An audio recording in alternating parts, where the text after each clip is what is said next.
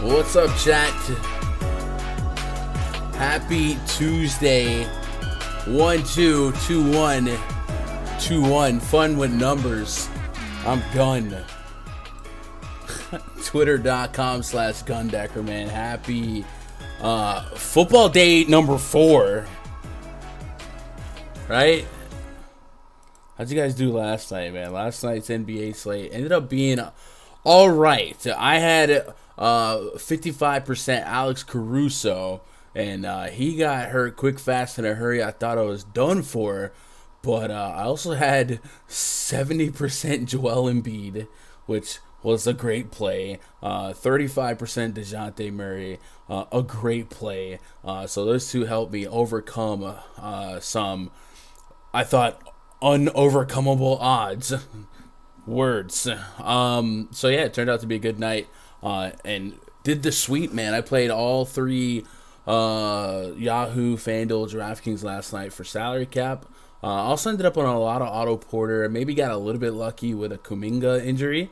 But Otto Porter ended up getting 30, and I thought the process to play him was right. So I'm not gonna feel bad about getting lucky, I guess. I don't know. But how'd you guys do, man? Shout out to the chat. Happy Tuesday, Taco Tuesday, if you celebrate and observe the PrizePicks holiday. We are out here. 5 games tonight, late lock. You know how we do, man. I love these medium-sized slates. Typically like them more when we have full rosters and we can play with dudes that are appropriately priced. But hey, everyone's playing from the same deck of cards tonight, so hopefully we're sharper than our opponents, man. Shout out to the live chat going at it already, man. Encore, Brody, Josh Gilham, made it happen. Your Big League Stu, Jay Smooth, Damrun in the chat said this is top notch holiday tout music that I would totally smash to. Yeah, actually yesterday, I probably shouldn't have even played it. Yesterday, I actually got demonetized for the live stream yesterday, but I don't really care because the live stream ad revenue is not that much, and I thought the beat was a banger. But I guess I should have searched for a more friendly streamer friendly music. Mia Moore, half asleep, modding in the chat. Shout out to her. Yeah. Josh Standings, what up, Josh? Here, what up, Fish? What up, K Johnson? Van Jones. Oh, Encore, what did he say? Hit for over $1,000 last night. Let's go, Encore. Congrats. What up, K Johnson? Man, chat is booming right now. I'm trying to... Caruso killed me. Yeah, Caruso got me. Also did have a little bit of Lonzo. We talked specifically about the steal and stock upside that Houston offered, and that's why I also like Caruso, because he's a big steal and stock guy. But Lonzo did his thing and made up for the 40 minutes of gameplay that he was out there. I think he had 5 or 6 steals. Chicago routed the Rockets, but Lonzo had 50 fantasy points, 19 real points, 5 boards, 8 assists, 5 steals, and a block. So the process drove us to the defensive-minded guards there. Lonzo, 35 minutes. The slate as a whole, Joel Embiid led the slate, 72.5 fantasy points. DeJounte Murray, 72. Rudy Gobert got to 55 fantasy points, 36 minutes of action for him. He 20-20. You love to see that. Draymond Green, triple-double, 55 and a quarter. Tyrese Halliburton, 41 minutes, man. 24 real points, 11 assists, couple peripherals to boot. We talked about Lonzo's 50 bomb. Jakob Poeltl just about 50'd. LaMelo 48. Paul George finally came back to the court. He dropped 47. Not what you want on DK at 10.8. But not a bad FanDuel play at, I think it was like 8-9 yesterday. And then past that, it wasn't really a lot of stunners. Josh Giddey, he just keeps having great games by hook or by crook. A couple games ago, he had a massive rebound game. Last night, 11 assists on 19 real points. And I guess Steph Curry was kind of the letdown, right? We were ready for Steph to have a big ceiling game in the absence of Jordan Poole, Andrew Wiggins. He had 30 real points, but not a ton of peripherals there. Draymond had a lot of peripherals. And ironically, Steph Curry on DK scored less than a full fantasy point more than his brother Seth Curry, who had an opportunity to step up and start as the point guard for the 76ers when Tyrese Maxey got ruled out. They were also without Shake Milton and Furkan Korkmaz. Very, very little guards in that rotation. He had 26 real points, 40 minutes of action, 7 assists. So Slate was what it was. Wasn't a ton of curveballs pre-flop. I think the main one that maybe shook things up is we got Robert Williams ruled out. So he joined Al Horford, Grant Williams out for the front court on the Celtics. So he soaked up a lot of ownership at a really, really cheap price. And, in a vacuum, he was fine. 40 minutes, almost 31 and a quarter fantasy points. But there was so much upside throughout the slate, especially when Embiid more than laps him that on a site like Fanduel, Canner might have led you astray because you needed to be attached to those 70 fantasy points. So kind of a weird great value that maybe ended up being less than optimal because of how lineups shook out at the end of the night, Let me get caught up on some more shout outs, man. You guys are awesome. Already 40 of you guys hanging out with us right away. That's love, man. If you guys want to start the hype on the thumbs ups, that would be appreciated as well. If we can get to 100, that's the goal all day, every day. What up, Jim Parrish? Hey, Gunn, you should do more NFL videos. Merry Christmas. Man, I definitely would love to. I'm so busy running what I run. I definitely want to throw more content up. NFL is such a competitive space, and there's so many great content creators for it that sometimes I feel, like I don't have to put up some content. But I definitely know like there's a lot of clicks in NFL. But to do those NFL videos, like I was doing some showdown videos earlier in the season, it was a lot of work. And NFL is probably my least favorite of all the big sports, so it's just one of the least passionate. So one of the more lower priorities, and I just kind of want to stick to what I'm great at. But yeah, man, I definitely every year I want to do more NFL content, and here and there it happens, but I just don't end up getting around to it because I'm so busy with NBA. Like today after lock, I'll be late swapping lineups to try and capitalize on my exposure. But I do have an NFL video coming up this Friday. I believe on the Osmo channel. We'll talk some NFL top stacks. So make sure you're subscribed to the Osmo channel and join me on Friday afternoon. But I don't have any content for tonight. But what are you gonna do? What up, dude? Maine? I'm smashing this year's DFS, $25 into over 450 in less than a month. Also have 7 tickets to some Christmas tournaments. It's amazing we can develop a plus EV strat. What can happen? Definitely. Man, and stocking up on those satellites, those tickets to like the big yesterday I saw FanDuel had some satties for their Christmas contest. Yeah, man, that's underappreciated grind to climb that ladder is to soak up those satties, man. Sometimes you can get some really soft competition and turn like $3 into $25 entries and get there, I faded Halliburton. Yeah, I was actually low on Halliburton last night, but what are you gonna do? As a fantasy play, Steph eats corn. Cobb's the long way. Oh man. Yeah, he got those real points, right? Got those real points. What up, Lorenza? Yeah. All right, I think I'm caught up on chat, man. Shout out to you guys. Shout out to you. You guys watching some football tonight? Last night's football games were holy. We do have a bunch of COVID bowls again tonight. So I guess we'll reference some of the news before we get cranked up here. I believe I've got everything where I need it to be. My bracelet got a little tight right there. But I believe I got all the scenes where I need it to be. Let me double check.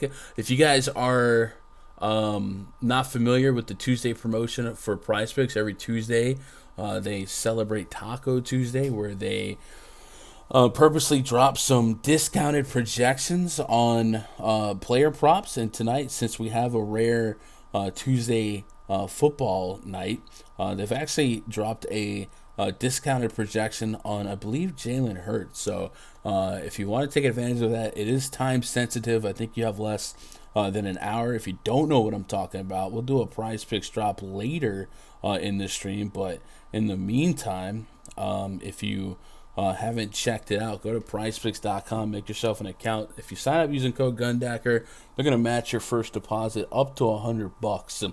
And it's a great way to get extra bang for your buck, an extra form of income, right? More ways to reward your daily research grind as it is, because you guys are out here grinding. Where's the I mean, on my stream deck, I'm trying to find there it is, display capture. Boom, check that out.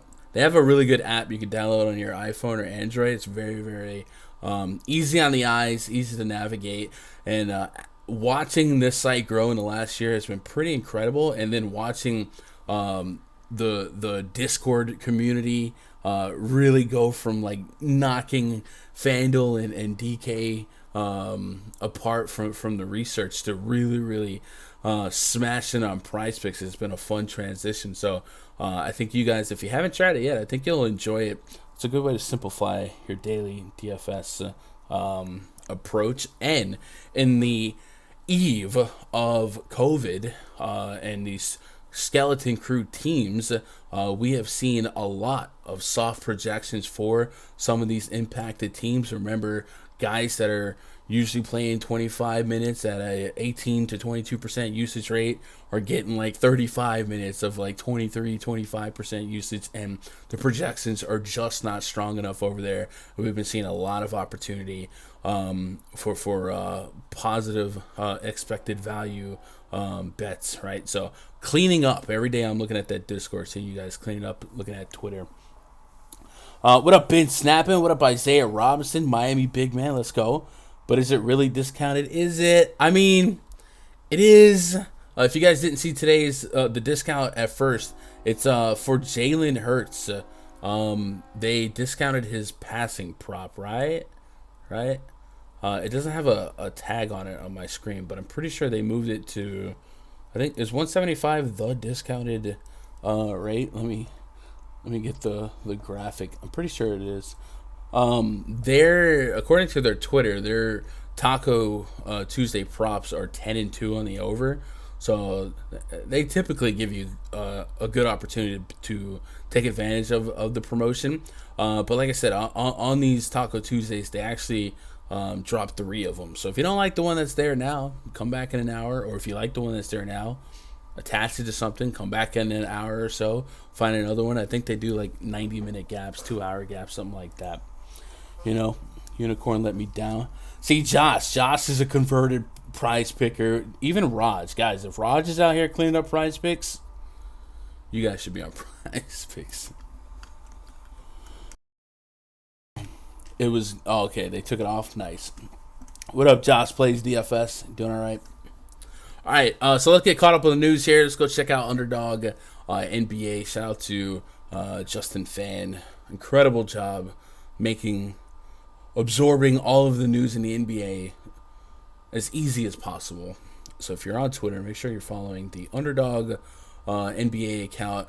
The key news to watch as of 3 p.m. Eastern: Damian Lillard questionable, Yusuf Nurkic questionable, Kristaps Porzingis questionable, LeBron James probable, Derrick Rose questionable, Tyler Hero's probable, and Nas, you can hate me now, Little questionable. And then of course, if you really want to travel down some nostalgia road, they've been doing a great job of reporting all of these COVID emergency 10-day contract signings, and we've seen some fun names getting a shot. Yesterday we saw CJ Miles, Nick Stauskas re-enter the league, Ersan Ilyasova signing a 10-day with the Bulls. And if Ersan could be decent, the Bulls actually could use another power forward to begin with. So maybe some of these guys make the most of these opportunities and stick around. We saw the Atlanta Hawks get impacted with some more Rona, and then we saw the Raptors get stripped down. A lot of protocols for them. I think the total is pushing 80 players right now. It's absolutely insanity. And we've also seen that looks like teams are being told to stay flexible to play on Sunday so they can satisfy the ABC primetime slot. So it could be a bumpy week here. Hopefully all this stuff passes over sooner or later and we can get back to fully enjoying DFS. But as I said yesterday, it might be a nuisance and a headache to deal with from where we're at now. But in a sense, I mean, this is creating another skill gap. And if you are following the news and using proper projections and approach, it can be really profitable right now. Because the casual player to the inexperienced player, they really don't know who all these people are that are getting next man up opportunities, and they really don't know how to play. So, like, if you ever played the last week of NBA DFS in the last couple seasons, it's very similar to that. And I think as much of a headache as it's been, in my own right, the last week has been really profitable. I can't think of a night where I tanked. Even last night, I was able to overcome 50-60% Alex Caruso. So you might end up missing it when it's gone in a month. You know what I'm saying? The show must go on. What up, Crispy? Doing all right? Man, shout out to you guys. 60 people hanging out already. So quick. Do me a favor, hit that thumbs up, man. Can we get to 100 today? That is the goal. That is the question. Let's talk some basketball. RunDFS.com. That's where it's at, man. If you guys want access to my spreadsheets, my player polls, projections, and the RunDFS.com premium Discord, go to RunDFS.com. Check out the memberships available. Every membership comes with a voucher towards Fantasy Cruncher. So as you grow as a DFS player, you understand that an optimizer is a really, really powerful tool to help you manage multiple lineups, extra utility with the RunDFS.com memberships by being able to earn some credit towards a Fantasy Cruncher subscription. And the big one right now, I think this is something I try to make as valuable as possible to reward those of you that are going to commit. $649 for the 22-year pass. Comes with a $150 credit to Fantasy Cruncher.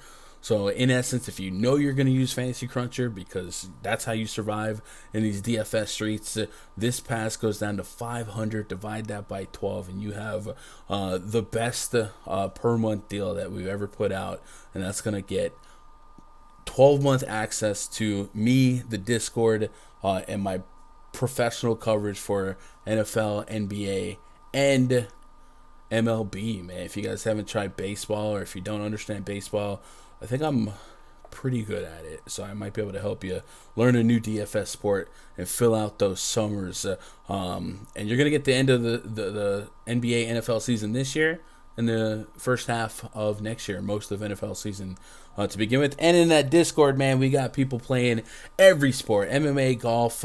My boy Always Be Placing won a golf Millie Maker this past year on top of a football Millie Maker. So while I'm covering professionally 3 sports, there's still a very smart community that you can bounce ideas off of. But let's talk about tonight's slate. Reminder, it is a late lock, 7:30 p.m. Eastern. 5 games on the docket. Let's get cranked up here. Pacers at the Heat. Project starting 5 for the Pacers: Malcolm Brogdon, Karis LeVert, Justin Holiday, Domantas Sabonis, and Miles Turner. Up against Kyle Lowry, Gabe Vincent, Duncan Robinson, KZ Okpala, Dwayne Dedmon. And we learn now, it looks like Tyler Hero is going to play. NBA Roto-Roll depth chart. Let me pull up the news depth chart from NBC Sports Edge, formerly NBA Roto-Roll. NBA Roto-Roll depth chart. Just in case we need to catch some quick news here. But you might notice the absence of PJ Tucker, right? So we don't have to deal with that headache today. But the front court for the Heat's getting awfully small. So Dwayne Dedmon, pushing him as close to 30 minutes on a projection as I possibly can. Hopefully he can maintain a point per minute, stay out of foul trouble. Omer Yurtsev's another guy that you can look at for some value in that front court. But when it comes to production and fantasy points, Kyle Lowry, Tyler Hero, Gabe Vincent, and maybe even Max Struss to an extent are the four guys I'm most interested in, probably in that order. Hero at 6,200 on FanDuel is probably a really, really cheap price point for his per minute production in this split on the year, and it probably elevate him to probably start as a tier 2. Josh, what did you just do in chat, bro? And then Gabe Vincent has worked his way up to nearly 6K, so I need 30 plus fantasy points. Feel like I'm getting a good deal. I think it's outside the realm of possibility here, but with Hero back, it certainly makes that a little less likely. Again, not impossible, a little less likely, and depending on how small the Heat end up having to go here, maybe some of these guys in the front court getting foul trouble, you could see at times some 4-guard sets out there, so maybe some overlap between Lowry, Vincent, and Hero at times, depending how much that they can stretch out here. It would be a mismatch in the front court versus the size of Sabonis and Turner, but hey, when you're this short, you really can't help it. But yeah, you're at 7 at 3,500. Probably somebody I'm a little bit intrigued with. I'm getting a 20 plus fantasy point projection back. I like to get as close to 30 as possible from these value plays, but I think he's in a position to maybe accomplish that. And then on the Pacer side, 1.5 point favorites here. We're not implied for a lot of real points here, and the pace is going to be down. So this is probably going to be one of those games that I'm a little less interested in versus some other opportunities on the slate. But I do think there is some decent predictive value in minutes on both sides. So even in a low pace, low total, I'm going to get to a decent chunk of players from this game. No tier 1s off the rip. I do think if you look at this Pacers injury report, it's one of the cleanest ones in the league right now. Warren hasn't played, and McConnell's essentially the only guy truly out. So none of these guys become a priority, and Domantas Sabonis 9K to 10.6K on both sides. I'm looking for a lot of ceiling, and I think at that price point, in the context of this slate, you have to be a top 3 scorer to kind of hit that lineup. And early on, to foreshadow a little bit, I do think some money to pay up for guys like Cat, LeBron, and some of those studs. Even Damian Lillard is popping early on. So those guys might be the priorities at this price point, and I do think we might get some value here in the forward center position. So I'm not gonna run to get to 9 to 10.6K Sabonis, and there's a good chance I don't have any 10.6K Sabonis on DK. Karis LeVert's earned himself almost an 8K price tag on DraftKings. Still pretty cheap on FanDuel, 6,500, 30 to 40 fantasy points. Looking is my window of expectation at that price point. An interesting 1v1 in the same game versus Tyler Hero's FanDuel price point. I am a little bit curious to do a wowie here on Hero's production. I do think Hero has been over-owned for some floor games, to say the least, in several spots this season without Jimmy Butler. But man, it just keeps on getting better and better for him with the Heat being so short-handed. So let's move the needle to this season. And really all I want to do is just put Lowry and Hero on. And I also would have to be a little bit concerned about how deep Hero can go here. But I think Hero, if he's cleared, has an ability to play deep into the 30s. But let's take off Jimmy Butler, Adebayo, and I guess we gotta maybe look at some Tuckerless minutes here, although I don't think we'll have a big sample size to go off of. But taking off Butler, Adebayo, PJ Tucker, leaving on Lowry and Hero. Both Lowry and Hero just under a fantasy point per minute, but Hero actually usurps Lowry in the usage department. But Lowry is one of those guys that can flirt with a triple-double. So both those guys in the pool, but I think they're appropriately priced, but Hero does have a little bit of meat on the bone on this FanDuel price point, right? Do you guys have any strong leans on either team here? I do think Miles Turner on FanDuel and DK under 7K. I think every now and then he'll pop for a high 30, 40 plus here. But for the most part, I think I'm going to reserve much of my tier 1, tier 2 interest for the rest of the slate, but I think I put some of these guys into the tier 3 category and just kind of spray and pray where they fall, they fall. Levert feels more like a stronger Fanduel play, especially small forward eligible, and the same with Hero. Gabe Vincent at 6K. You guys getting there on Vincent? And Max Struss as a guy we saw pop in his last outing, but I do believe that was also a result of Tyler Hero being down. Is it really just Yurt 7 on DK for you guys? Are you guys making any priority clicks here? I don't think there's any tier 1, tier 2s in this one for me, but some guys that might make the bottom end of the tier 3, and just as I'm scripting, they fall, and we're talking less than probably 20% on some of these guys, right? Get caught up on chat. What up, Damien? Says, thanks for the help yesterday. Ended up having a great night. My best lineup was 322 on DraftKings. That's what's up. My little one got a hold of my computer. Yo, Josh, you got a kid? I didn't even know that. My little one went to town on the keyboard. That's rough. What up, Van Jones? Chat screen, bro. You playing NFL today, Gun? I might. I gotta prioritize NBA coverage, but I might take a quick peek at it. I do like Ram Sleet, so any chance I can get behind some Ram stacks, I'll do it. But to duel with some NBA research, it's a little bit more. I don't expect to do it on a Tuesday, right? But I guess if you got it, you got it. You might as well go after some of that NFL money, right? Turner and Yurt 7, that's about it. Yeah, I'm with that. D. Russell, Malik Beasley, what up?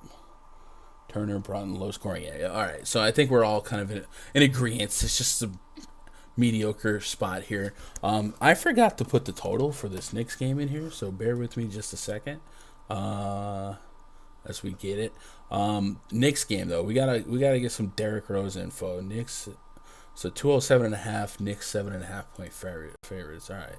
207.5, 7.5 the Knicks. Project starting 5 for the Pistons: Killian Hayes, Cade Cunningham, Ham Diallo, Sadiq Bey, Isaiah Stewart, taking on Derrick Rose, Alec Burks, Evan Fournier, Julius Randle, and Nerlens Noel. Knicks are one of those teams that have been hit with injuries and a couple of protocols, right? So let's see if we can get caught up on some of those potential news and notes. They ended up being so short that last game that Kemba Walker, who was stubbornly out of the rotation, and I don't mean stubbornly in a bad way. I meant like there was plenty of need for Kemba before that game, and they did not call his number. That last game they were forced to, and Kemba Walker used that opportunity to show up and show out, and had a big game for real points and fantasy points for that matter. So we'll see if something like that could happen again here, but it would be contingent on the availability or lack thereof of Derrick Rose. He's dealing with a sore right ankle. We've seen them be trepid with him throughout the season. And then RJ Barrett, Quentin Grimes, Miles McBride. McBride was a guy that played the entire second half of the game prior. One of the pieces of evidence that they were really anti getting to Kemba here. Won't play Monday against Golden State. I don't see any status updates to confirm that all these Knicks are still out, but I would assume that they're out until they're moved in. But we've seen some people last just 5 days on health and safety protocols. So I guess until further notice, I'm just gonna assume all these cats are out. And then Derrick Rose news is not health and safety protocol related, so that'll be a true probably a game time decision. And if Rose can't go, we probably expect the same lineup that they threw out the other night, which was Kemba Walker, Alec Burks. I clicked the wrong. No, I didn't. Alec Burks, Fournier, Randall, and Nerlens Noel. And that's pretty important to know the difference between, I guess, with Derrick Rose and Kemba Walker, because to start the season, Kemba Walker's he just didn't gel with that lineup and what they were trying to accomplish, and that's why he was relegated to out of the rotation. So let's see if we can get some quantifiable metrics behind that. So what I want to do is look at Julius Randle's production on the court with Kemba to on the court without Kemba, just to see if there's a true correlation. Kemba Walker, 21% usage rate, and Julius Randle, 1.12 fantasy points per minute on a 28% usage rate. So let's leave Randle on now. Let's take Kemba off. Kemba, what up, Chuck? Randle goes to 1.22 at a 28% usage rate. So, his usage goes up 6%, and his fantasy point per minute production also goes up. So it is a negative hit for Julius Randle's fantasy upside to share the court with Kemba Walker. So that is something to watch, because 8,800 on Fanduel for Julius Randle is a price point that has a ceiling on it. Right now, I gave him 37 minutes and giving me close to 50 fantasy points on both sites. But if Kemba Walker was in, like we saw in that last game, it could hit his fantasy viability. And then that, especially that 10.3K DraftKings price point, becomes a harder click. So Derrick Rose availability, if he's out and that pushes Kemba back in the starting lineup, it is a trickle effect. It would also probably impact a guy like Alec Burks. So I guess it's fair to run this mix here for Burks as well. And then just know that there's a lot of open minutes still with the expected absence of RJ Barrett amongst some of those other guards. Alec Burks in this split, 0.71 fantasy point per minute. So not that great. Usage just 17%, but you might expect deep enough minutes that against a porous defense like the Pistons, he just might get there. And I think his $2,000 difference between his FanDuel price to his DraftKings price makes him a guy that might not even be in my player pool on DK if things shook out the right way, but could be a tier 2 or better play for me on FanDuel as a small forward eligible stocking stuffer that I know is going to get some minutes. So one of those unique plays from site to site. Now let's talk about the Pistons here. They are without Jeremy Grant. They've been without Kelly Olynyk for quite some time here. So this bad Pistons team gives us an opportunity to isolate some usage. And the two guys that spike here in Grant's absence, it's going to be Cade Cunningham and Saddiq Bey. And since we are in Wowie mode, by the way, a couple of comments on yesterday's video asking about what this site is. If you type !AMF in chat, you'll get a link to addmorefunds.com. It's actually free to use this tool, but they do have a paid version. That's the version that I'm using.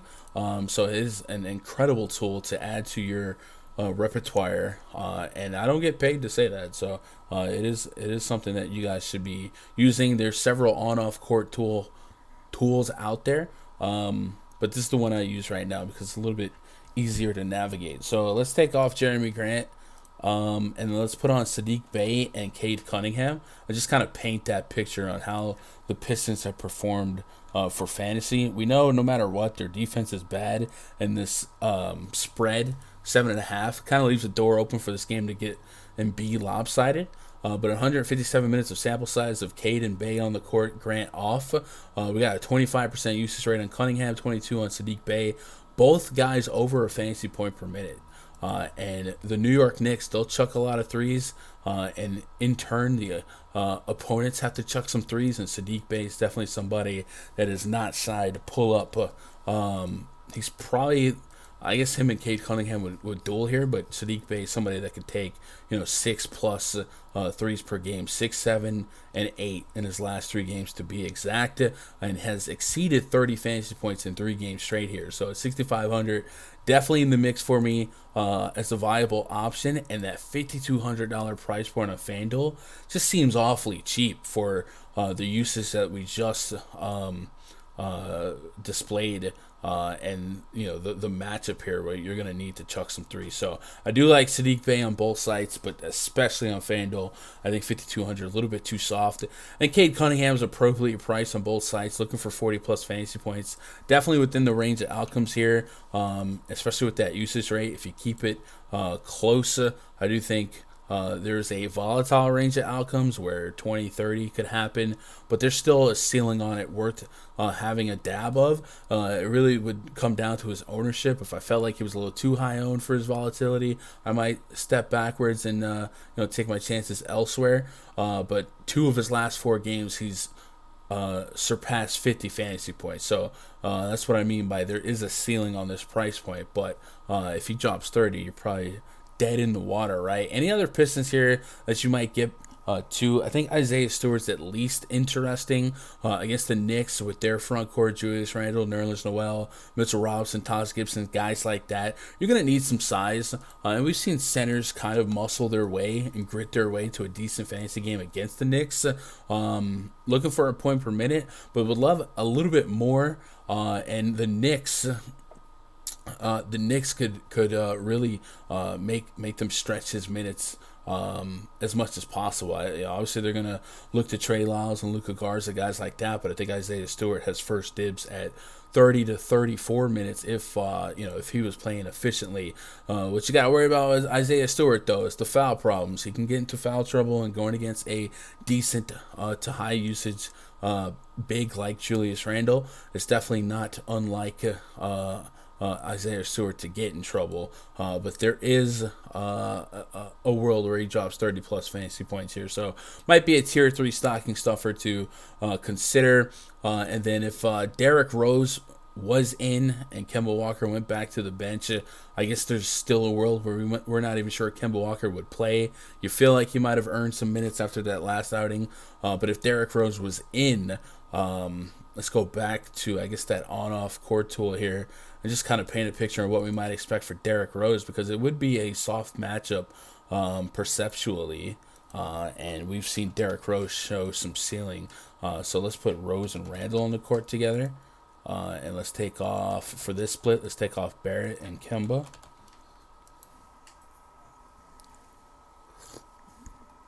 What up, Squeak Diesel? Early bird stream? Is it early?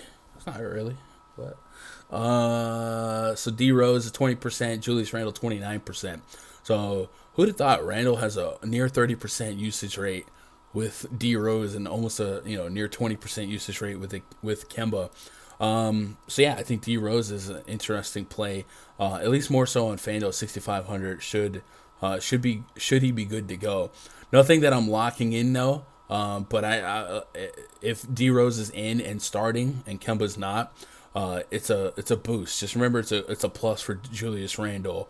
And if Kemba starts, it's a detriment to Randle, at least so far on the season. So I think Fanduel at 8,800, I would be really, really bullish on that in this spot if Kemba wasn't starting with him, right? What up, John? Hayes is cheap. What about Fournier? Man, Fournier is an interesting case here. I do think if you consider the absences that the Knicks have right now, there's big minutes to be had for Fournier, right? If Quentin Grimes is still out, RJ Barrett's out, looking at this list, Obi Toppin, Emmanuel Quickly, like there's a lot of minutes to fill. And if Thibodeau's going to stay true to his starters, he's probably not going to lean on these scrap kids much. You can get really big minutes out of Fournier, especially if Derrick Rose was out again. So I would think minute-wise, he's an interesting thought. 20-plus shot attempts, probably not the norm here, but double-digit shot attempts, sure. 15 shot attempts, sure. So probably somebody we could think about, but don't expect 48 fantasy points and 30 real points for Fournier game to game. But considering the circumstances, the minute projection could get to high 30s if we got Rose down. You know what I mean? So something to think about. Noel might be reasonable for a very low owned play at DraftKings only. Yeah, and it's Christmas time, right? So 4K. Yeah, if you needed 20 plus, I don't know if I do that. Oh, let's go home. Let's go home. I had to keep it. I had to keep the Kenny. Appreciate that dollar dono there, Squeak. I don't know that Noel is somebody that I'm jamming in here, especially with Mitchell Robinson in the cut and Taj Gibson and whatnot, and the fact that the Knicks could even go small based on the Pistons, stretching out Sadiq Bey. But yeah, I guess like in a vacuum, sure, you could achieve a decent return on 4K. Did I miss any comments here? Let me move guns quick with the mute button. Bro, I know y'all ain't trying to hear these crunchy coughs. No. What else we got here? Kemba. Would you guys get back to Kemba if D Rose was out? Right? I was so unsure on what to think about Kemba's minutes in that Boston game, and was also unsure on how Thibodeau would ask Kemba to play, because they had literally pushed him out of the rotation. That I guess didn't really think about how Kemba probably wanted to make a statement, right? I mean, the guy didn't play for almost a month. Ended up fouling out, but he playing for a job, playing for maybe even playing for a trade at this point. If Kemba was the starter here in Derrick Rose's absence, and we talked about all these guys that could be out, would you get back to Kemba Walker at 5'7", 5'2", or is it a little bit of fool's gold, knowing that long term, that last game's probably a little bit of an anomaly? But if there's ever a situation for him to curtain call a high minute game, it would be in this situation where the team is pretty strapped for protocols and injuries. So I don't know. That might be something that we have to meditate on. But I guess I'm asking you guys, if Derrick Rose was out and you got Kemba Walker starting against the Detroit Pistons, how much Kemba Walker would you get to? Would you play him? Would you be interested? I guess if you were still wanting to get some Randall, he would make an interesting hedge within your own exposures, right? Nova says roster some Kemba and hope the news on Rose comes out late. It's the first game, you know what I mean? So I don't know. I think the Phil would be pretty quick to react. It's a late lock, and it's one of the first two games, right? So I don't know that that would play out that well. Isaiah Thomas over Kemba, J. Cole, Jermaine, Cole, maybe. Y'all crazy to play Kemba, Tibbs, hate him. I mean, so I'm in agreement with like obviously the organization wants to move forward from Kemba, but what changed last game to today? You know what I mean? Like, if Derrick Rose can't play today and those guys are still out, they still have minutes to fill. And if Kemba's out there, putting up some decent production, it's the Detroit Pistons, so the matchup's pretty soft. I don't know, man. I don't know. But I understand, like, just Kemba alone, right? Kemba, if you give Kemba Walker 30 minutes a game to game, you're going to get a wide range of outcomes. So I don't want to be too wide-eyed on the most recent outcome, which is the same thought process on Evan Fournier, but at least appreciate that big minutes could be there, right? Chuck says jamming Kemba and Fournier if Rose is out. Kemba's ticked off that he's going to ball. They must play him. I can see it. Where's the Raj? I can see a 50 bomb from Kemba. All right, Boban Love. What up, Chris Conlon? I guess maybe if Porzingis was out and you didn't think Marquise Chris would get more minutes than Boban, maybe. But right now, I'm probably not ready to get to that commitment yet. Right? We all love Boban, though. All right, next game on the docket, Blazers at the Pelicans. Project starting five for the Blazers: Damian Lillard, Norman Powell, Nas Little, Larry Nance Jr., Yusef Nurkic taking on Devontae Graham, Brandon Ingram, Josh Hart, Herbert Jones, and Jonas Valanciunas. 217.5 total. 2-point spread in favor of the home team, New Orleans Pelicans. That's right, Pelicans favorite. Nas Little on the injury report here. We've seen a new look starting lineup from Chauncey Billups trying to shake things up for Portland. They also are dealing with some outs with CJ McCollum, Cody Zeller, guys like that. Nurkic has a Q tag on him. He's dealing with a left rib contusion. Nas Little dealing with a non-COVID illness. And Dennis Smith Jr. is probable, and Damian Lillard questionable with right hamstring tightness. So those are not insignificant Q tags. and the Pelicans opening up as a favorite here could lead me to believe that one of these three starters could be out today. If Damian Lillard was put on some ice, and he's a guy that you can't afford to lose long term, and they threw out Dennis Smith Jr., I think Dennis Smith Jr. would profile pretty well. And look at the price gap on Dennis Smith Jr. from Fanduel to DK. $3,500 on Fanduel. Bare bones min price $6K on DK. So DK kind of bracing for impact here. Remember, Anthony Simons is in front of him in the depth chart, but there still might be some minutes there for DSJ. So just kind of keep him in the back of your mind for Fanduel if Lillard got ruled out. We're all going to run to Simons, but don't forget that DSJ's in the mix. Obviously, Norman Powell projected for really, really, really big minutes. I got him almost at 40 minutes in the absence of CJ McCollum. 35, 40, 40, 39, 39 minutes. If you're going to get 40 minutes against the New Orleans Pelicans, I'm going to be playing with you. 6,400 on DK. I'm looking for point per minute or greater. I think that's very, very, very possible here, and it would be even more likely if one, if not multiple of those starters are out. One of Damian Lillard, one of Nurkic, guys like that. So I definitely would be interested in many of these Blazers here, and this would probably be the news that shapes my personal tiers. Because if Nurkic was down, I'd probably boost up Larry Nance quite a bit. Nas Little at 4,200 on DraftKings. There's so much meat on the bone at that price point.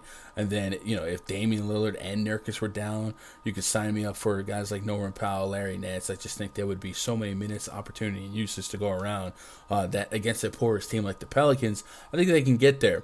On the Pelicans side, plenty of price points I can justify. I think Jonas Valanciunas is getting to a really interesting area at 8K. This is a guy we were paying 9K plus for 50 fantasy points. I still think the 50 comes every now and then, but with Brandon Ingram back in the lineup, it's going to spike a little bit more sporadically. But at 8K, I still think 40 plus fantasy points is there for the taking, especially in a competitive game. And the Pelicans are a team that, not often you can expect with confidence to be part of a competitive game. But lately playing better with Brandon Ingram back. 40 minutes for J-Val against Milwaukee, 34 minutes against OKC. He's gotten you 40 plus in 4 of his last 5 games, 5 of his last 6. So, yeah, man, if you're just looking to take 40 fantasy points, if we get more safety protocol value plays, it's okay to overpay for 40 fantasy points at times, and I think Jonas Valanciunas could be one of those guys, and even more so likely to get lost in the sauce as we'll talk about Karl-Anthony Towns in a spot without Anthony Edwards. Big stealing opportunity in that spot, and I think an AK center right under him like J-Val disappears in ownership. So something to think about. Josh Hart, 66 on FanDuel, 57 on DK. Stuffs the stat sheet. Love playing a guy like Josh Hart. Literal triple-double threat. Tongue-in-cheek, right? 15 rebounds, 8 assists, 11 points his last game. We know the rebounds are there, and lately the assists have been there, and the minutes are safe as well. So stocking stuff for 30 fantasy point play type of guy. Definitely like this game quite a bit, and I think I could see myself having almost stack levels of exposure. Just need that Blazers news to really feel great about attaching ownerships and tiers to them. But this is a game that I'm going to like quite a bit. Only 30 minutes after the main slate locks, so hopefully we get a decent chunk of news early on, right? Let's get caught up on chat. Gibson played some small forward last game. Tibbs is wild. And hey, man, desperate times, desperate measures, right? A Boban start would almost be better than letting freedom ring last night. Dude, Boban's one of those guys, you get 25 minutes, it's 100%, right? Just lock and load. What's a good percentage to start with on randomness on Fantasy Cruncher? New using it. I use 20%, Nate. There's several tools and ways you can manipulate the different options on Fantasy Cruncher to kind of get you where you need to go. You can juice up player projections and player group, stuff like that. But I tend to just slap 20% on it, trust the projections, and let the randomness kind of compensate for standard deviation. But that's just me. I don't really tweak X amount of uniqueness and stuff like that. Just give me 20%. I'll set my personal exposures and let her rip. But I think that's the question. Like, if you're on Twitter, ask a couple different pros. Like, throw a couple pebbles here and there and get different numbers. But for me, it's 20%. Embiid was on something. Embiid and Cantor. First of all, Cantor or Freedom is definitely one of the worst individual defenders in terms of centers. So to get 40 minutes of Embiid against 40 minutes of Enos Freedom, I mean, that was a good thing. I also liked Enos Freedom quite a bit yesterday as well. He's one of my highest owned players, and on DK it worked out.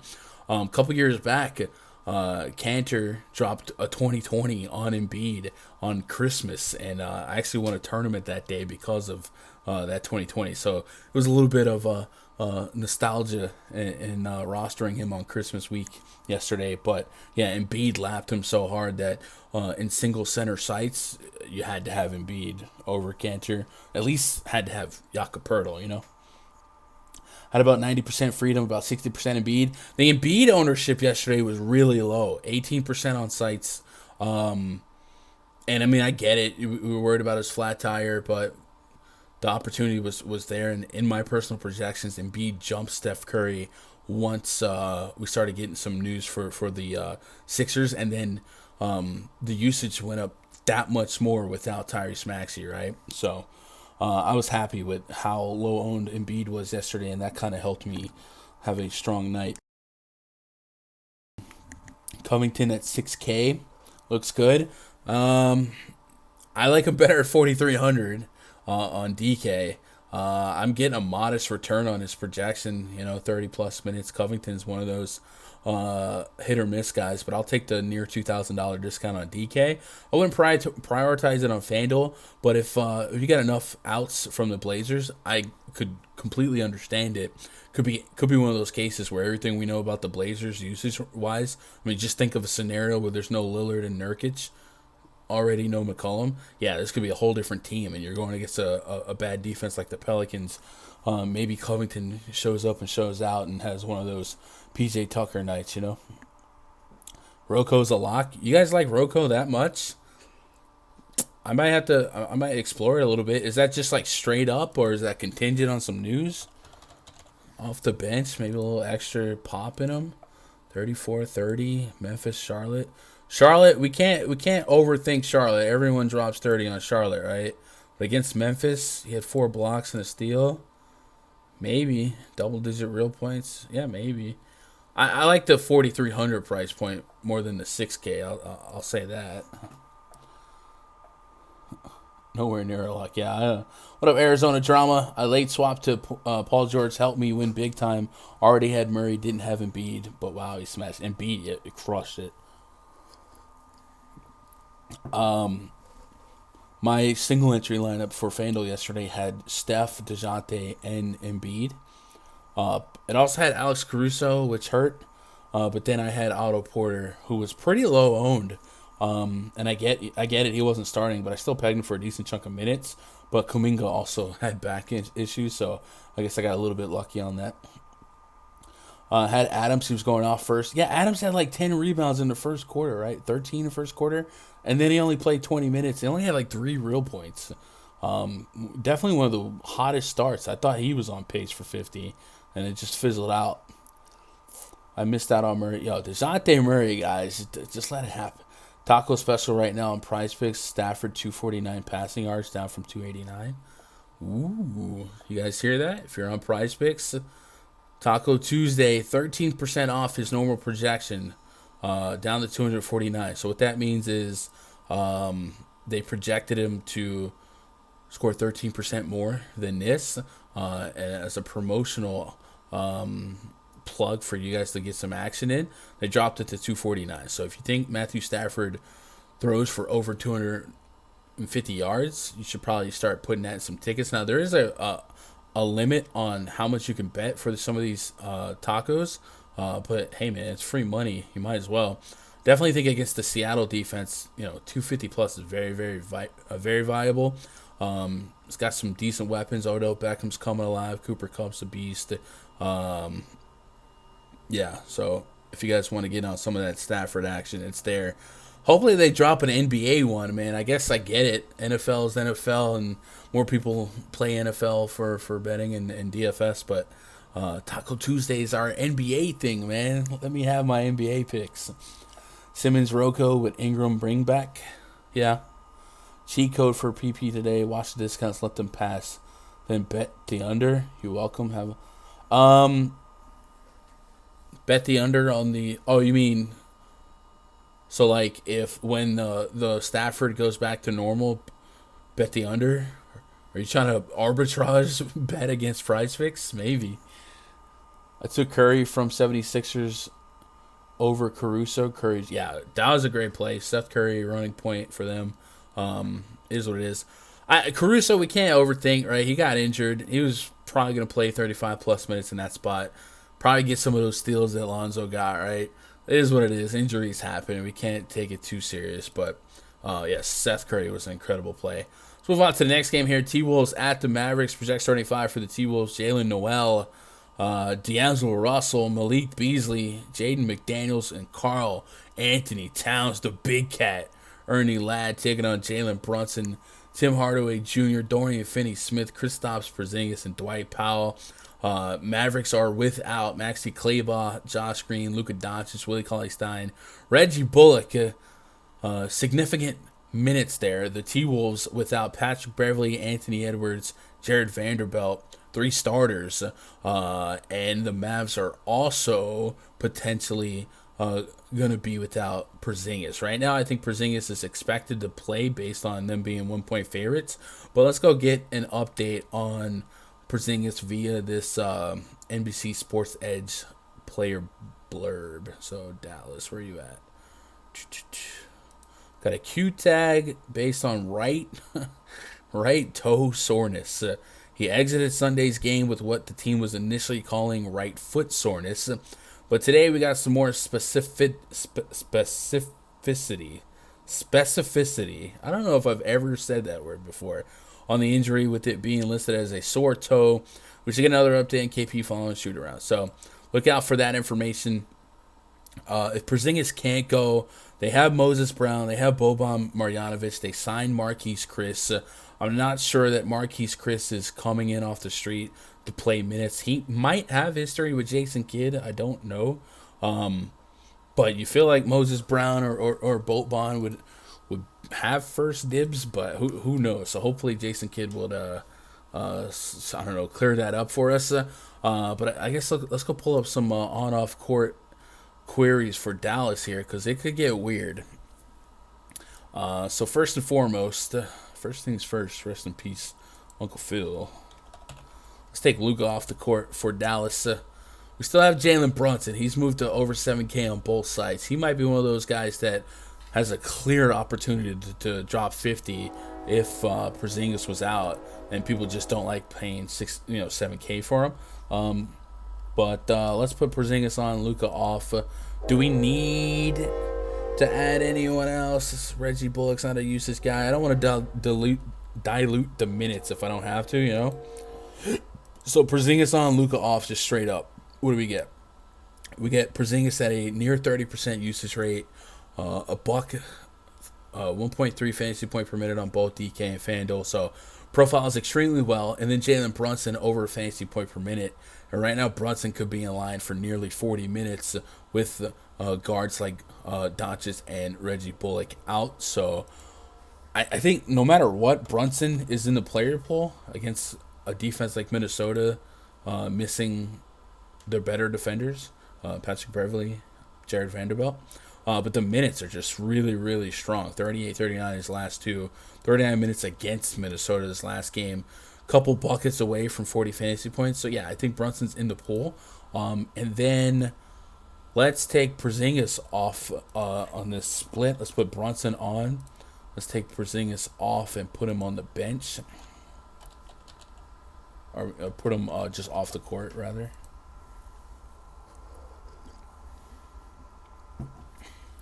Brunson goes to a 28.5% usage rate, Still just a modest fantasy point per minute, but there is some overlap with Bullock and Clayball, guys like that. Tim Hardaway Jr. looks like a interesting click in this split as well. 31.6% usage rate, 1.3 fantasy point per minute. So kind of exactly the numbers that Porzingis was splitting back. So maybe Brunson and Hardaway are the two clicks we'd get to most often. And 6,100 for Hardaway on DK probably leaves us a decent chunk of meat on the bone. And then everything we know about the Mavs is different, right? The two franchise guys not in the lineup against a defense like the Wolves without Beverly and Vanderbilt. So Mavs could offer up some upside here, and maybe off the bench here, Trey Burke, 39 on DK. I put him for 28 minutes, right about 30 fantasy points. Is he mentioned in this split? About a fantasy point per minute, but I think most of his minutes will come while one of Brunson or Hardaway would be off the court. So yeah, keep those guys in mind here. If Porzingis is in, sure, play him. He is priced appropriately, where I don't know that he smashes, but yeah. On the other side, let's run that same research on Minnesota, the T-Wolves. Let's take off. Really, all we need to do is put on Cat and Edwards and take off D-Russ. I don't know that Beverly and Vanderbilt are going to represent a lot of usage. I will say Vanderbilt represents a lot of peripherals in 25 to 30 minutes a game. Same with Patrick Beverly. So there is minutes to fill.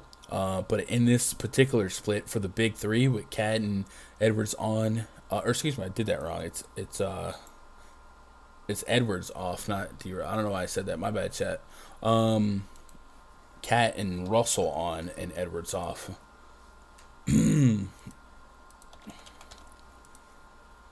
We get Cat at a 37% usage rate, only 89 minutes here, 27 on D-Russ. So this becomes a true big two opportunity in limited sample size. You remember a couple years back when Westbrook and KD and then Westbrook and Paul George, where you just put them together and try to get 100 fantasy points out of them? I think you might get that opportunity here. And D-Russ at under 8K on both sides and Cat under 10K. It could be a similar situation where we're getting 36 plus minutes from both of them. And then you can kind of fill in the blanks with some decent value opportunity as well. Malik Beasley looks like a potential shot at 30 plus minutes. Could he get to a point per minute? Sure. Jaden McDaniels without Jared Vanderbilt, and also Taron Prince has been out. Okogie, guys like that already out. You get some elevated minute projections on a couple of these value guys, but definitely give me Russ and Cat. And I would be thinking about putting them both at tier 1 levels of exposure. I definitely want to brace for putting Karl-Anthony Towns as a tier 1, but D-Russ is right on the cusp for me.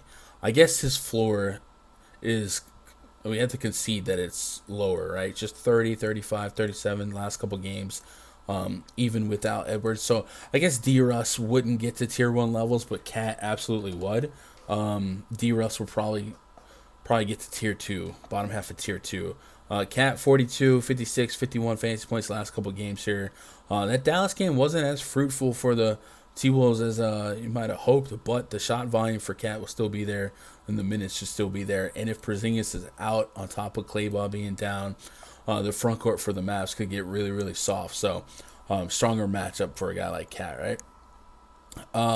Yeah, what do you guys got on this one before we move on? Excuse me. Hero at 6,200. Yes, Chris, I like Hero at that price point. I like him at that price point. Always got to have at least one from last game if you want to win on Fanduel. I do like the late night hammer Robinson. It feels good in the moment, but mathematically I wouldn't force it. But typically I do like to find a big stud from the late game, just from a, I don't know, feel good and climb sweat standpoint. But there's some cats that, sleep at night. And they go to sleep before the West Coast games. I don't know how they do it. I'm always checking my phone. Was lucky enough to cash even with the Caruso bust. What up, Zach? Yeah, same here.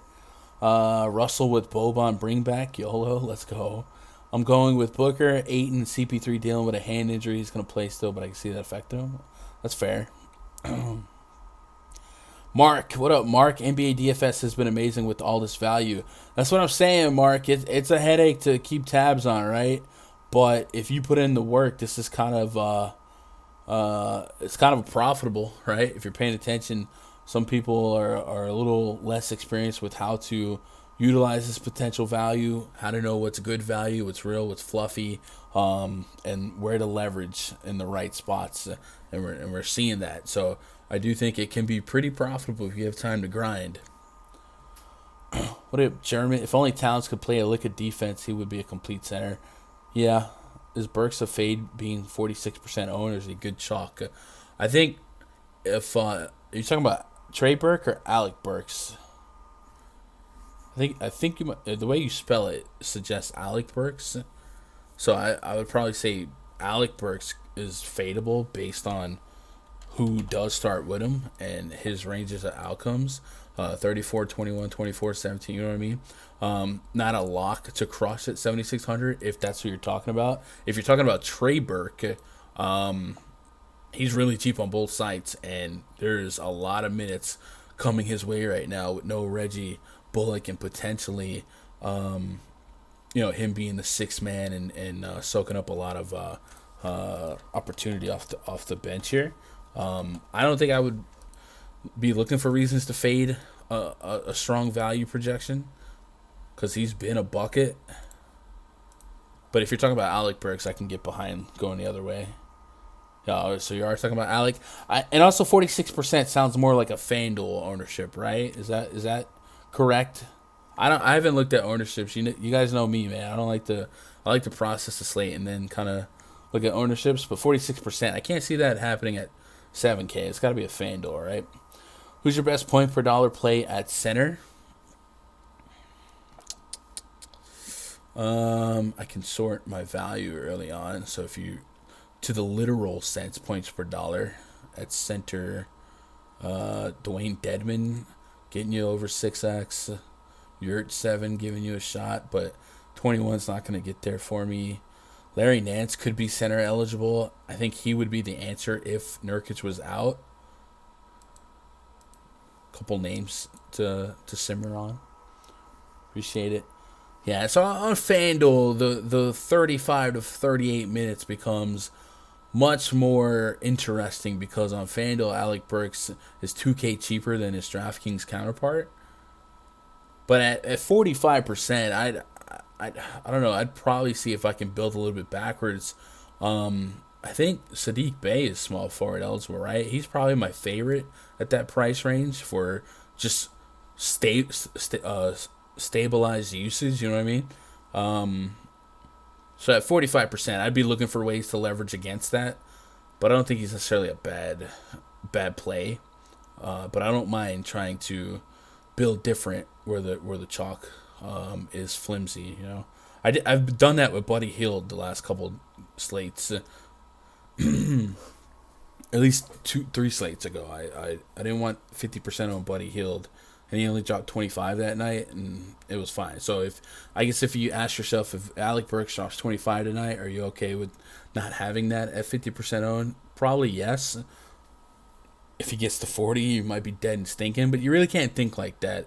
Leverage is all about, in your mind, projecting the probability of success to be optimal versus the ownership, right?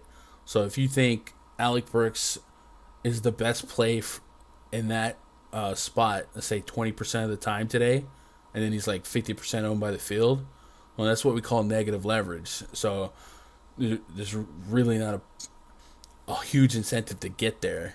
But if he was like, 20% of the time a great play and he's optimal, but he's only 15% owned, then you have an opportunity at a positive leverage, and it would be 5% positive leverage there. So I guess if you ask yourself how often do you believe Alec Burks is the best play today, and if it's less than 45%, which is his projected ownership according to you, then the right move mathematically is probably to be under that, maybe match what you think is the probability of being optimal, or just straight up fade it and go elsewhere. Like I said, I think Sadiq Bey looks pretty good without Jeremy Grant, right? Like Devin Tool. All right, we got one game left on the docket. Let's take a pause for the cause. I already did a couple PrizePicks plugs. I feel like we're getting extra juice out of them today. But if you guys haven't seen, it is Taco Tuesday at PrizePicks. They're going to be dropping discounted prices on several plays today. They've already did one earlier for Jalen Hurts. They got one live now for Matthew Stafford. If you guys want to get and take advantage of these discounted projection numbers, go sign up, man. Sign up using code GUNDACKER, ! PrizePicks in the chat, maybe.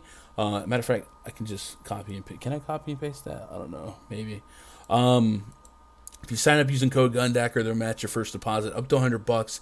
So just if you just want to throw a 20 bomb at it, just try it, right? You can make $5 tickets, $20 at them. That becomes $40 of instant playable credit. No slow drip, none of that nonsense.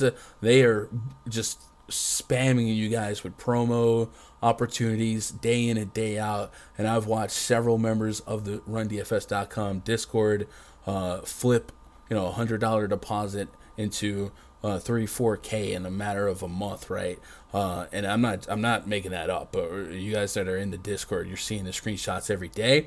My favorite thing to do is bet the fantasy projection, and also once you start appreciating the power of the flex and maybe stay away from the big power plays, you can stretch that a little bit longer. So check them out. It's a great way to diversify your daily DFS spend and reward the research that you're already doing. It looks a little bit like this. This is the desktop version.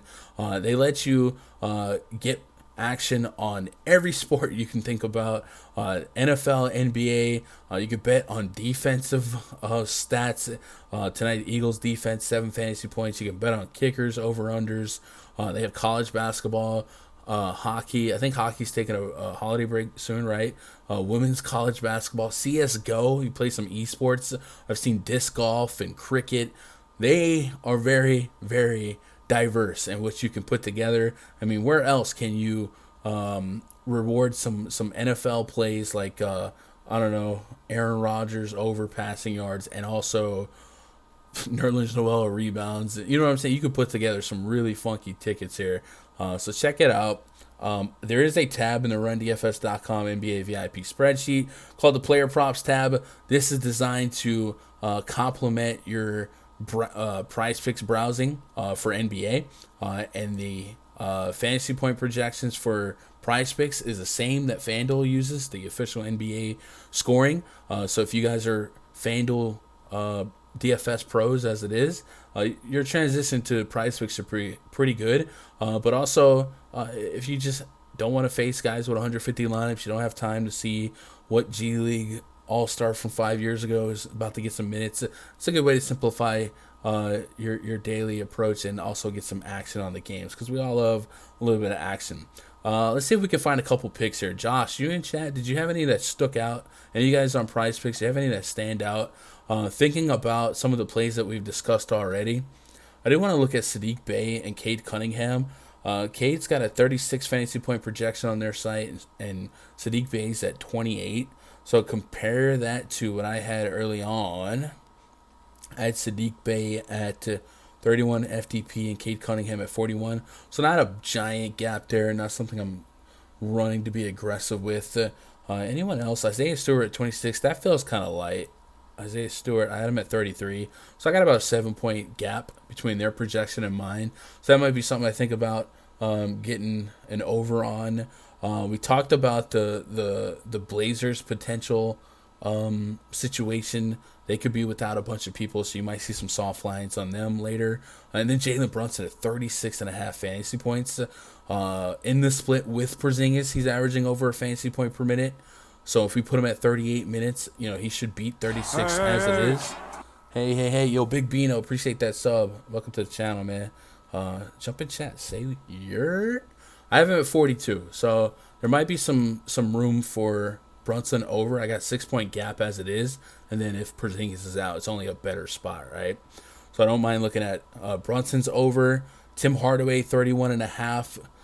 If Porzingis was out, would definitely like that. I already like him a little bit for the over as is, but if Porzingis was out, I definitely can get there a little bit more. Hardaway's not somebody I trust long term, but and then we got Westbrook at 41 against the Suns. I'm not going to force that, but there's a couple that stick out. So, you guys got any that you are on this early in the day? Let me know. Jeremy says you got to get PrizePicks to accept us Pennsylvania residents gun. So Pennsylvania has sports betting, right? Player props. So I mean, you could just do it that way. I love PrizePicks. Don't get me wrong, but if I had sports books accessible in Texas, I might be a little bit more on that. Skimmer, does Run DFS provide ownership projections? No, I do not. I try to think of a way to formulate ownership projections. I can't crack it, so I don't even try to do it because I don't want to put up an inferior product. I think Osmo has like the best ownership projections out there. So if you're looking for a site with some strong ownership projections, definitely check out Osmo. I don't know how Alex does it, but some of the stuff is just like on the number. Like he's got it down to a science. So I don't do ownership projections, but I do regular projections. Gun, what are your top 5 power forwards on FanDuel? Top 5? Top 5, no debating. I'll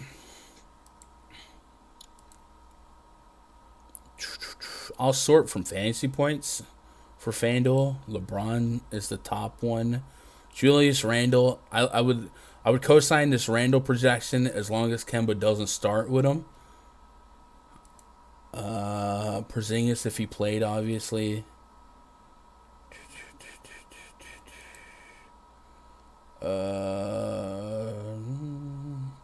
Isaiah Stewart's interesting, but probably not a priority at this price, 5,600. And Sadiq Bey, I like Sadiq Bey quite a bit. I probably end up rostering more at the small forward spot. Or no, he's small forward only. My bad. I saw power forward on DK. That's a good question. And then I guess also we'll look at value for power forward as well. Let's see if there's any power. Jaden McDaniels popping here, 27 fantasy points with no Vanderbilt here. Maybe McDaniels is point per dollar number 1. 32 minutes, 15 fantasy points. Yikes. 28. I haven't really seen a lot of upside here, but I guess he's cheap enough on both sides to justify. Nas Reed center only. Isaiah Stewart again. Yeah, power forward is a little strong. I think I'm selling out for ceiling and maybe even overpaying for a little bit of floor from some of the upper end guys. It's the best DFS. Yeah, I mean I'll plug the Run DFS stuff that we do offer, but I definitely want to clear up that we don't do ownership projections. But we'll discuss them in chat. But yeah. You like Levert, 31 fantasy points. Nice.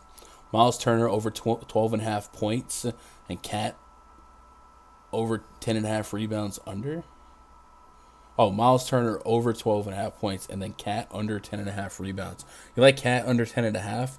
What do I have Cat for rebounds? I have him at 12.6. So we are different in that one. Going for the breakdown, no problem. We still got one game left on the docket. Any love for Turner, Miles Turner? A little bit. I think he's a solid shot at 30 plus game to game, and then every now and then he'll spike for 40 plus. I usually like Turner in spots that profile well for blocks. Now on the season, the team metrics don't suggest that the Miami Heat allow a lot of blocks per game, but I guess a lot of their team metrics can just be thrown out the window because this is not the same Miami Heat team. But yeah, Turner's usually a guy I look for block upside with in a matchup that allows threes. And I guess the Heat do allow opponents to take and make a lot of threes. Just out of curiosity, 3-point attempt per game, the Heat are top 6. So one of the unsung strengths, I don't say strengths, but one of the things that Miles Turner does that a lot of people don't give him credit for is he chuck threes. 4, 5, 6, 7 3-point attempts. So if you ever find a good block spot and a matchup that lets him chuck threes, yeah, I think he's a fine stocking stuffer play. I don't know how many times he gets to a ceiling at this price point, but I'll have some of them in the pool tonight.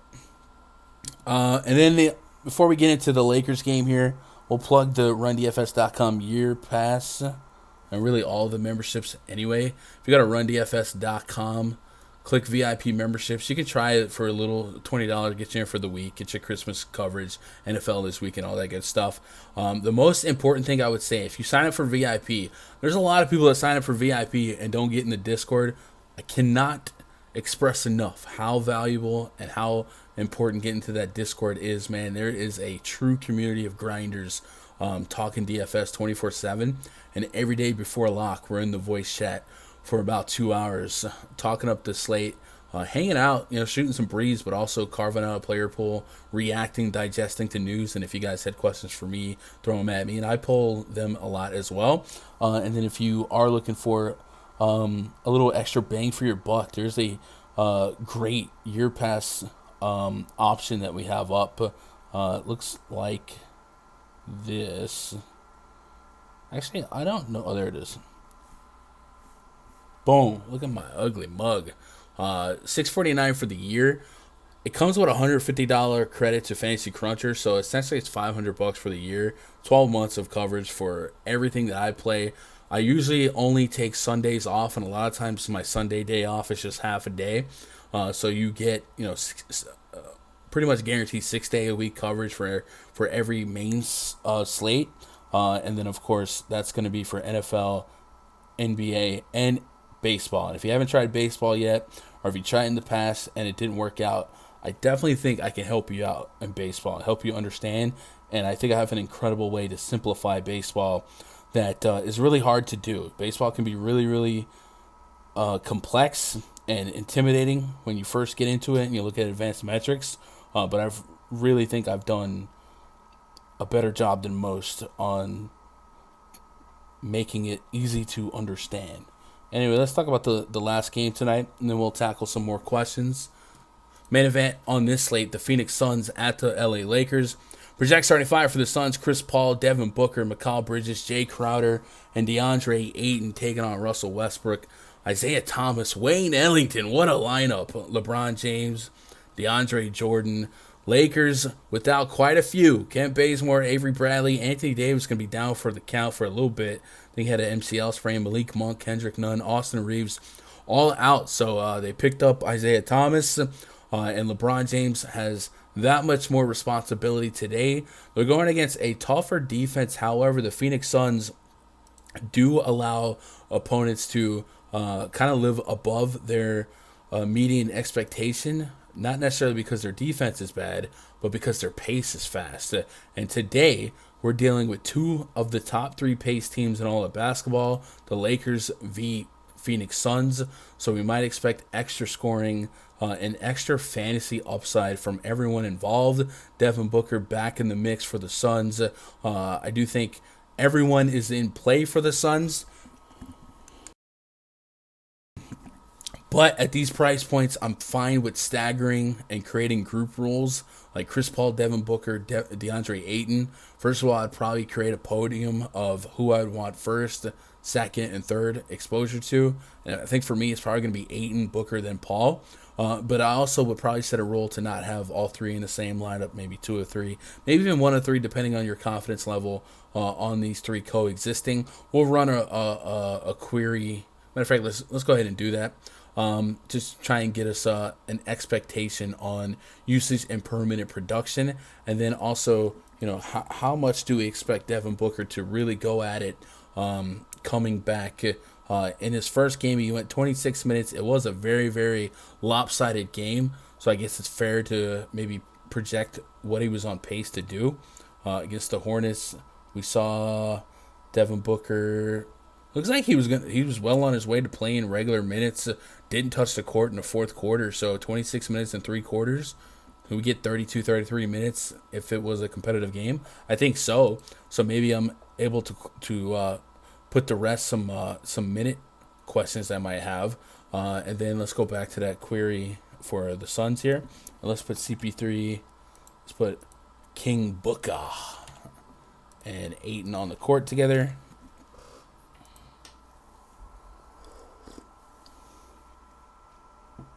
THT return can be sneaky for tournaments. Taylor Horton Tucker's back. Let's go. Chris Paul, 338 minutes in this split. Devin Booker leads the big three in usage at 30%. So maybe I was wrong. I don't know. I called Ayton as my one. He does average more fantasy points per minute, but it's not that far from Booker. But it definitely looks like Booker Ayton would be 1, 2, 1A, 1B maybe. And then Chris Paul would be the tertiary option, 18% usage. But we know his assist rate is going to be pretty high. But yeah, those are the three mainstays for me. I still think there's deep enough minutes for a guy like Mikal Bridges that every now and then you spin the wheel, make a deal, he gets there in a fast-paced matchup against the Lakers. But it'd be the main three for the Suns. And then on the Lakers side, how do you guys want to chop them up here? No Anthony Davis, so definitely at least going to introduce Westbrook and LeBron into the player pool. And there's a good chance that they both only get to tier 3 levels for me. But where do you guys stand here? I think obviously you guys feel like more of a LeBron over Westbrook crowd. I get it. I appreciate it. I'm a Westbrook guy, but I get it. LeBron has been different. He's just a monster this year. But in this split, without taking off some of those extra guards like Reeves and whatnot, I don't want to over dilute the sample size of minutes, but 200 minutes of sample size for LBJ and Brody on the court, AD off the court. LeBron's got a 29% usage, Westbrook 24%. LeBron's at 1.4 fantasy point per minute in this split, and Westbrook's at 0.91. So if you want the baseline projection in this split, let's say we put LeBron James at 33 minutes times 1.43. That gives me 47.19 fantasy points. My projection for him on DK is actually 52. He's 11K on both sides, so you really, really need maximum fantasy points. I would say he has to lead the slate in fantasy points to be the right play here. Yeah, he does. He's the most expensive guy, last of the Mohicans. But there's a chance he can do it. So where do you guys feel on LeBron James here? Last time out against Phoenix, 39 fantasy points in 36 minutes. But like I said, a couple things are a little bit different in this one. Lakers trying to defend home court here. The Suns favored by 6.5. Lakers are not good, right? Offensively, they've been offensive. I'm a little torn on here. I feel like my balanced lineups will feel a little bit more warm and fuzzy to me than having 11 plus K LeBron James in the mix. But man, having the king going for you late at night also feels like a fun sweat. So, do you guys think you'll be high on LeBron, lukewarm on LeBron, or tier 3? And tier 3 for me would mean up to 25%, maybe up to 30%, but nothing more, nothing less. I feel like that's where I'm going to land, that last door. And I'm going to like a lot of my mid-tier. Because think about how much sense Karl-Anthony Towns makes, right? Maybe Porzingis if he does play. Guys like that. 7K Brunson, I can still justify it, especially if things went the right way. I think I get priced out of LeBron because as much as we're dealing with health and safety protocols, we haven't really talked about a bunch of can't-miss value here. So I do think the path to getting around LeBron is there. And not that LeBron is somebody that can be shut down completely, but Jay Crowder and Mikal Bridges, those are two formidable options to maybe make some resistance happen. So I'm thinking about being light on the Lakers here and really light on the Suns, even though it's a super fast-paced game. I'd probably get some more Booker. 7,500 at Fanduel feels like a really obtainable price point. And Ayton too. I don't know. I feel like I'm gonna get priced down from the Lakers here because that's just I like a lot of this 7K area. So, what are you guys thinking here? Josh says I like LeBron. Houdini says LaFraud will stuff his stats tonight. LaFraud, come on, man. Why are we hating on the king? Give me a Sun stack and no run back. Lorenzo, all right. One lineup out of 20. LeBron, 15 Cat. I can dig it. Jordan or Howard. Isn't Howard out? I guess Howard's in, huh? Dwight Howard. Yeah. Usually I go Howard. I think Howard per minute is more. He's more better. Yeah, I like Howard over Jordan, but it really comes down to a minute projection. But if you gave Jordan and Howard the same minutes, say 18 each, I usually will always take Dwight Howard in that split. So Howard's my answer there. And then any Javal McGee interest. Hey. Yo, Orbit Image, man, I appreciate that sub. Welcome to the channel. If you guys are out there lurking, you're not subscribed, you like DFS, you like hanging out, you like good vibes, no egos, man, hit that sub button. It's free. Jump on in here, be part of chat, and help me reach a goal. 6K subs. We're getting close. Dwight is in. All right, cool. He really does flop a ton. He does. But that's, hey, that's basketball. Douglas Gilly, I would love LeBron if he wasn't facing Bridges. As it stands, I'm lukewarm. Doug, I think I'm right there with you. As far as the Bridges split, just out of curiosity, see if that's a true shutdown matchup for him. LeBron James, DKP by game log versus McCall. Bridges, last 10 games. Chat, I know I said no egos. Man, ain't nobody typing like me. 58, he dropped 60 on him 2 games back. 41 minutes, maybe 41 minutes. This is playoff basketball at that too, so maybe grain of salt here. But last year, yeah, in the playoff series, a couple 50s in there. We probably don't want 50, right? We probably want closer to 60 here. So I get it. I love the Knicks tonight. What up, Bill? Love the Knicks. I would love some Knicks news. If Derrick Rose was in, I like a lot of these Knicks prices for Fanduel. Alec Burks 56, Julius Randle under 9K, Derrick Rose 65 I can get to. If Kemba started, I'd probably walk backwards a little bit on interest here, but I'm with you. Not a lot of implied real points. Crowder going to guard Braun. I think they're mix and match, but yeah, Crowder and McCall Bridges, 2 guys that have a little bit of history. Guarding LeBron. Chat, that's all of the games here. Got a little bit of time. If you have any questions, comments, concerns, we can probably tackle some 1v1s. Remember, it's a late lock, so if you are part of the RunDFS.com VIP group, reminder, I won't be in voice in 30 minutes. Expect me closer to 90 minutes. Yeah. And then at 7:30, 2 games at lock, main slate lock. So hopefully we get the news that we're waiting on for the Knicks early enough to make some decisions. But no matter what, I feel like we'll have that news to where we're not guessing. And then we got a 30-minute stagger to the Pelicans, 30-minute stagger to the Mavs. And then we're chilling for an hour and a half for the late night hammer. So good night to late swap with ease, I would say, right? You don't have to sweat a bunch. McGee gonna guard LeBron and shut him down. Come on, man. What up, T-Spaz? Doing all right, bro?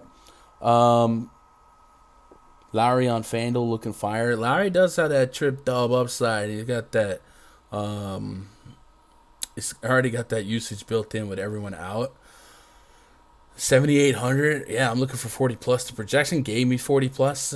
But I guess if I look at player projections for Fanduel, where does Lowry fit in terms of top 10?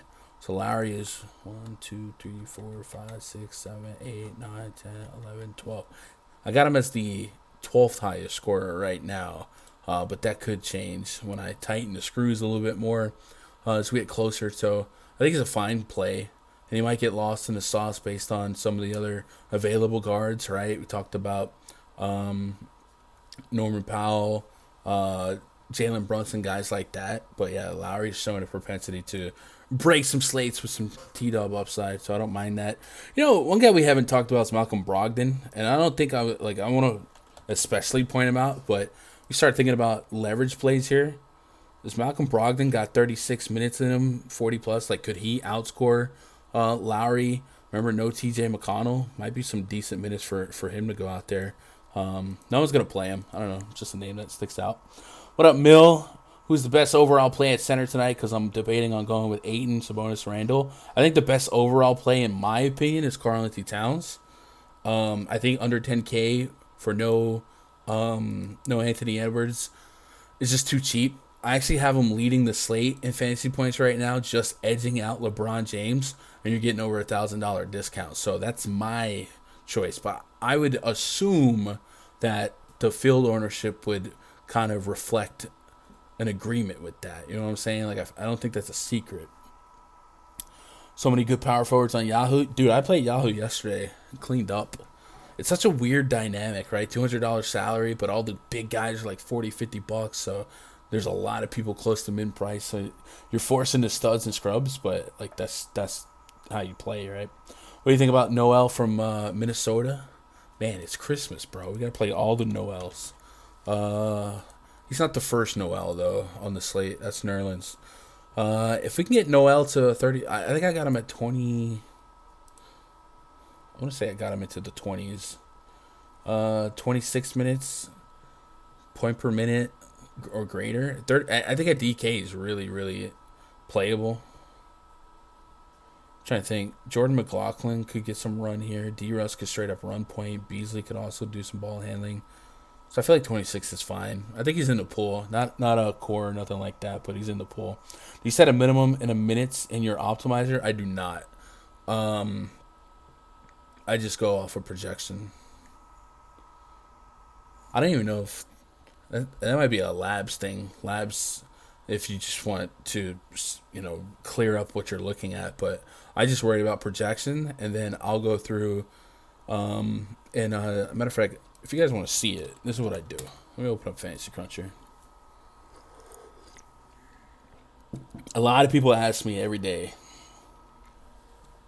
how I create a player pool. Well, the first part is I go game by game and try to digest and create an opinion on each spot and what game has a range of outcomes for X amount of players. But when I go to my optimizer, is it showing the left side? See this left side? I click the top and I uncheck every player that's in the player pool on Fantasy Cruncher. And then when I go to slates, I remove all games and I start team by team, game by game. And then I'll just start checking off players, right? So talked about we didn't really like much from the Pacers, but a guy like Miles Turner, somebody like that, I'll put him in the pool. And then I'll probably cap him, meaning like, all right, I don't want more than 25%, stuff like that. And I'll go game by game. So the spots that I really like today were like the T-Wolves. So I'll check off Cat, D-Russ, Beasley. We talked about Noel. Cat's a guy I'll probably be pretty bullish on. He's close to being like a tier 1. So I'll start him off on the right here, which says exposure at 50%. And because I know I like him a lot, I'll hit this thumbs up 3 times. And then that's how I'll go. I'll go game by game, and I'll start vetting literally every player. Nobody in my lineups tonight will get there on accident. There will be guys that I personally approve. You know what I'm saying? So, yeah. How close do you have J-Val and Cat tonight? I don't think it's that close. I think it's like a 10-point gap. I got Cat at 53, and I got J-Val at 44. So I guess it's 9-point difference. So points per dollar, I guess it's what, $1,600 difference for 9 points. So yeah, I guess that's justifiable to lateral to that discount if you need that extra $1,300. Exactly how I do on my opter. Yeah, that's my process. Same here, I'm at 27 Fanduel points. Nice. Do you believe Valanciunas is more valuable than Towns if Nurkic is out? Yeah, the matchup gets better for sure. Valuable is a stretch because so J-Val will still have to share the court with like Ingram, Hart, guys like that. Hart can soak up rebounds. Ingram can soak up usage. Cat is going to lead his team in usage no matter what, based on the information we have, right? And Vanderbilt represents some peripherals too, a lot of rebounds. So I think no matter what, Cat's a priority, and he's one of those guys I'm just selling out for raw fantasy points. So just as a reminder, we put Cat on and D-Russ on. We take Anthony Edwards off. Cat's usage rate is at 37%. So 37% usage at 35 minutes we're talking 1.5 plus fantasy point per minute. You're not going to beat that pre-flop on the slate. So I don't think there's any in or out that can make me like Cat less. It's just like yesterday. Value, our eyes lit up on Enos Freedom, but raw points are raw points. If you're going to get a guy that has a shot at 60 plus fantasy points, and he could lap somebody or beat the next best guy at the position by 20, 30 points, I think those raw points will matter at the end of the night. So I think Cat, no matter what, is the priority play for me today. But that's not a knock on JVal's individual spot. I think JVal's in a spot to drop 40 plus, irregardless of Nurkic's status. The matchup gets better if Nurkic is down, but the usage will not change there for Cat. So Cat's still going to be probably the strongest play on the board for me pre-flop based on what we know, and I don't think that would change. Lowry, Brogdon, Cunningham, Brunson, Bay, Burks, Bridges, McDaniels, Towns, Fanduel. I think that's a pretty strong start there, Damian. I would I don't really have any pushback on that. I would say maybe consider Hardaway a little bit if Porzingis got rolled out. But other than that, I think that's fine. Also, like I mentioned Brogdon, but that was like contrarian tournament thought. I don't know that his median outcome is a great play. 38 is my projection on FanDuel. I would fade that all day at 78. So, I don't know. If you're making like single entry or cash format, I wouldn't get to Brogdon. But if you're just trying to get a lower owned point guard with some upside, yeah, he's there. Is Cat chalk? I would assume so. Cat is projected to be 27% owned. So, I mean, 27%, I still like that number. I think it could go up later in the day. But, yeah, I guess so. I don't know. In the grand scheme of this slate, 27% is good for top 4%. Nas Reed's up there as well. So, yeah. I guess technically he is chalk, but I think he's good chalk based on controlling what we can control, right? The usage rates, all that good stuff is in his favor, and the minutes will be there. I guess that's it, chat, right? I think we're good. We're good to go. You guys crushed it, man. I don't know where we're at on likes, but if we're not at 100, if you guys want to hit that like button, that would be lit. That would be lit. Tomorrow, we'll be back at it, likely again at 3 p.m. Eastern, 2 p.m. Central. Let me see what the schedule is for tomorrow. I think it was a medium slate every day this week, I think. 6 games tomorrow. Another late lock. We got Cavs at the Celtics, Magic at the Hawks, Raptors at the Bulls. I think we got to keep an eye on that game because the Raptors added a bunch of people to protocol. So I think I heard that game could be a candidate for postponement. We got the Rockets at the Bucks, Nuggets at the Thunder, and the Clippers at the Kings. So we're supposed to have 6 games tomorrow, so it should be a fun little hump day. And then Thursday, a strong big slate. No games on Friday, so Friday's an off day for us. And then Christmas Day, we have those staggered big Christmas games. So that is what we're looking at. So it should be a 3 p.m. Eastern, 2 p.m. Central stream every day this week. So if you're out there, you're not subscribed, hit that sub button, and you'll get notified when we go live. Doug says, thank you so much for answering my questions, guys. I watch the shows as well as Osmos every day. Man, I appreciate that. Welcome to the chat. If you guys are out there lurking, man, we are laid back Cadillac Jacks, man. Join the convo. I don't care if you're brand new, if you're 10 years experience, man. We're all just vibing, trying to find some plays, right? I think JVal was at 38 fantasy points. I have him at 47, 40. Oh, you mean 38% owned? I don't know. Dallas second slowest pace. Any concerns? I think the main concern is the fact that they just played and nobody really spiked for ceiling Cat and D-Russ. But as far as pace, I don't let pace really tie break much when I know the usage is what it is and I know that the per minute production is what it is. There's only one game today that really pops for pace, and that's going to be Lakers and Suns. Everything else is probably going to be pretty modest in pace. So maybe that means floor is more important, but for the most part, I wouldn't let the pace run me off of a 37% usage rate. Ownership. Oh, okay. Yeah, that's a lot of ownership. Great stream as always. I appreciate that, Josh, man. You guys hit that thumbs up for the road. If you're on Twitter, twitter.com/gundacker. You guys can reach out to me. And if you have any questions, my DMs are open. Otherwise, hopefully you guys jump in that rundfs.com VIP Discord, man. It is Christmas week. Enjoy it. You guys get some time spent with your family. Soak it in. Start a TV show. Watch some movies, man. That's what I've been doing with Mia Moore. Hopefully we'll find some more tonight. I can't thank you guys enough for making part of my day. Be part of your day. I love you guys. Crush it tonight. Good luck. God bless. And go win some money.